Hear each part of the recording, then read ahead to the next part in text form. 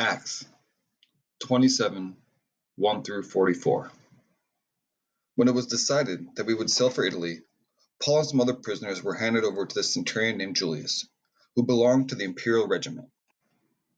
We boarded a ship from Adramyttium, about to sail for ports along the coast of the province of Asia, and we put out to sea. Aristarchus, a Macedonian from Thessalonica, was with us. The next day we landed at Sidon, and Julius, in kindness to Paul, allowed him to go to his friend so they might provide for his needs. From there we put out to sea again and passed to the lee of Cyprus, because the winds were against us.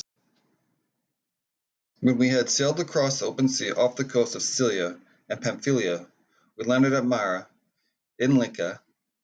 There the centurion found an Alexandrian ship, sailing for Italy, and put us aboard.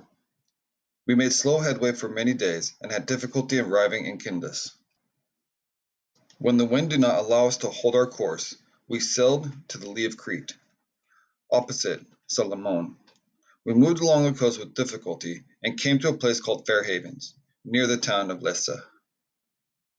Much time had been lost, and sailing had already become dangerous, because by now it was already after the Day of Atonement. So Paul warned them, "Men, I can see that our voyage is going to be disastrous and bring great loss to the ship and cargo, and to our own lives also."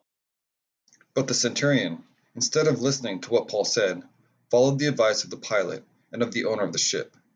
Since the harbor was unsuitable to winter in, the majority decided that we would sail on, hoping to reach Phoenix and winter there. This was a harbor of Crete, facing both southwest and northwest. When a gentle south wind began to blow, they saw their opportunity, so they weighed anchor and sailed along the shore of Crete. Before very long, a wind of hurricane force, called the northeaster, swept down from the land. The ship was caught by the storm and could not head into the wind, so we gave way to it and were driven along.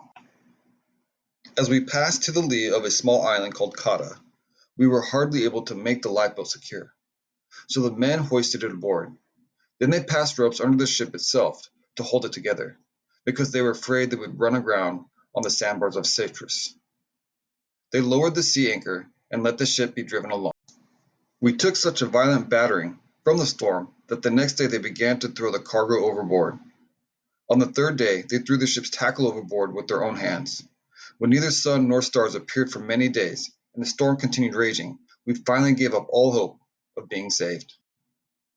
After they had gone a long time without food, Paul stood up before them and said, "Men, you should have taken my advice not to sail from Crete. Then you would have had spared yourselves this damage and loss.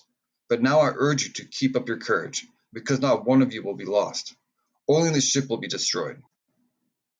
Last night an angel of God, whom I belong and whom I serve, stood beside me and said, "Do not be afraid, Paul.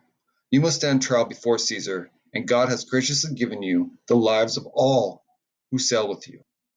So keep up your courage, men, for I have faith in God that it will happen just as he told me. Nevertheless, we must run aground on some island." On the 14th night we were still being driven out to the Adriatic Sea. When about midnight the sailors sensed they were approaching land. They took surroundings and found that the water was 120 feet deep. A short time later they took surroundings again and found it was 90 feet deep. Fearing that we would be dashed against the rocks, they dropped 4 anchors from the stern and prayed for daylight.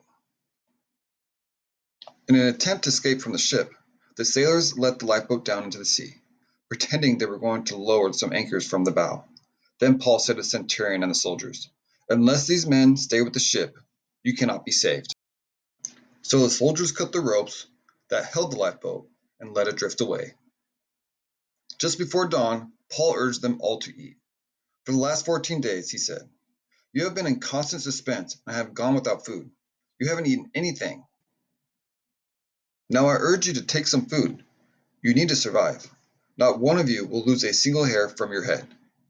After he said this, he took some bread and gave thanks to God in front of all of them. Then he broke it and began to eat.